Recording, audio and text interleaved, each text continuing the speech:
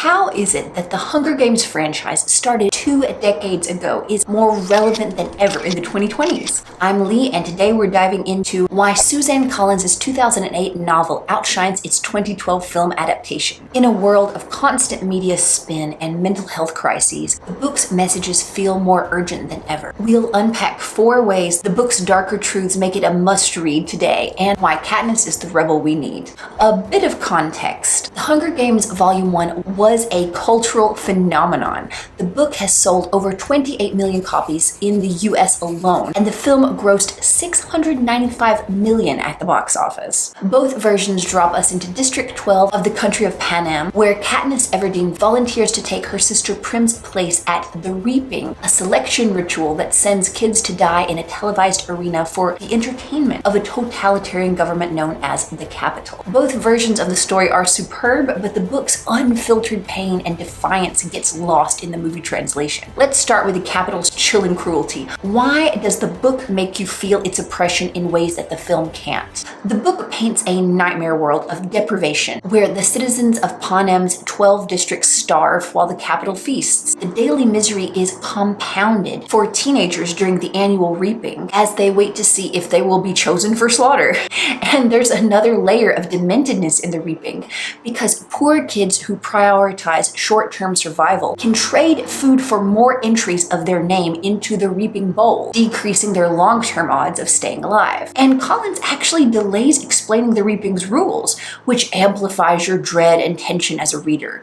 The film rushes this. In the first shot, on-screen text spells out the meaning of the reaping and the Hunger Games, crystal clear, thoroughly dousing the mystery. And Director Ross's use of shaky cam and blue-lit bedraggled people in District 12 hints at their poverty, but the impact is fragmented. You don't quite feel the force of the Capitol's predation on this district, because, I'm just gonna say it, none of the main cast looks weak or hungry.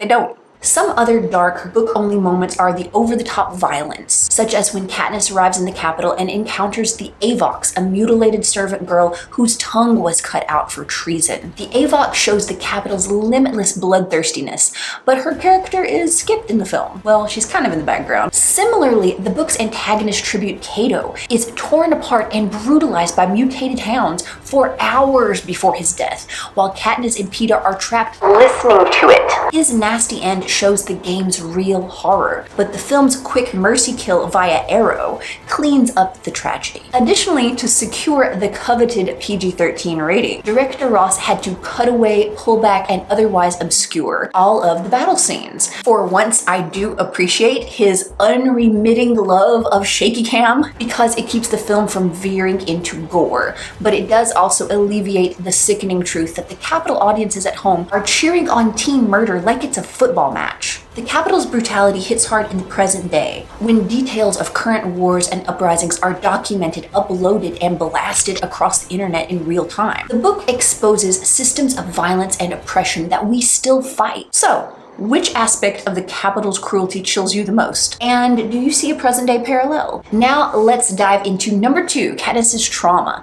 How does the book reveal it while the film glosses over it? Without a doubt, Katniss's reason for living is her beloved Prim, who she describes in the book as fresh as a raindrop, as lovely as the primrose for which she was named. But the real heartbreak is that due to trauma, Katniss's love for Prim is the only love she will allow herself. Her dad's death in a mining accident and her mom's subsequent depression leave her trusting no one, not even Peeta, who saved her life once by tossing her bread when she was starving. Katniss's internal wounds leave her with no softness and no sense of safety. She can't really let herself think about a romance with her attractive and available friend Gale, and she rejects the idea of ever having children because she doesn't have the luxury of tenderness for any relationship except the one with her baby sister. Katniss's survival instincts both define her and hide her PTSD. The film, limited by visuals alone, struggles to capture Katniss's internal paranoia and emotional isolation, making her trauma feel less raw. Jennifer Lawrence nails Katniss's intensity, but losing the book's internal monologue leaves a big gap in understanding her pain. Book Katniss doubts that Peeta's tears while leaving home are real, suspecting they're a strategy, and her misunderstanding of basic human emotion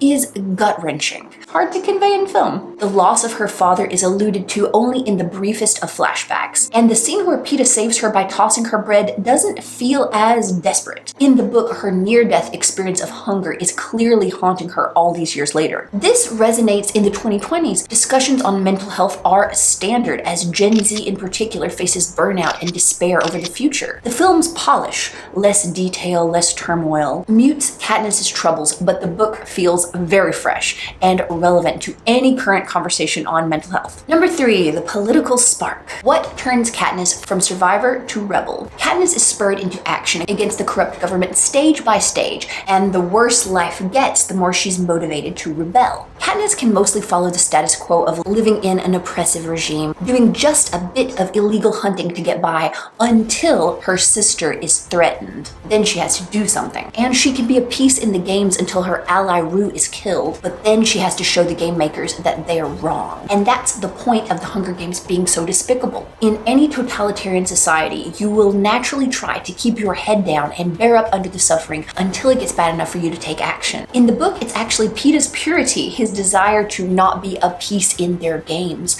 and wanting to hold to his identity, that plants a seed which eventually inspires Katniss to think outside the box. But resisting the Capitol's depraved system is tough when their media spins her every move. Book Katniss knows her actions are recorded but selectively broadcast by the game makers. So the only way she can tell her own story is by grand gestures, like weaving funeral flowers in Rue's hair so the mourning will be caught on camera, or threatening to eat poisonous berries with Peeta to deprive the Capitol of their victor. In the 2020s, with the internet constantly buzzing about misinformation, disinformation, gotcha journalism, and AI edits, the book's call to action suggests that political statements have to be writ large to overcome media spin. Without Katniss's internal monologue, the film has a difficult time conveying the motivation behind her major actions, but it does make up for it by showing the rioting in District 11 spurred by Katniss's funeral for Rue, and additional scenes with President Snow gently chiding head game maker Seneca Crane for letting Katniss's defiance go uncontained. Finally, why does The Hunger Games feel like it was written for the present moment? Katniss's survivalist mindset, evident early on,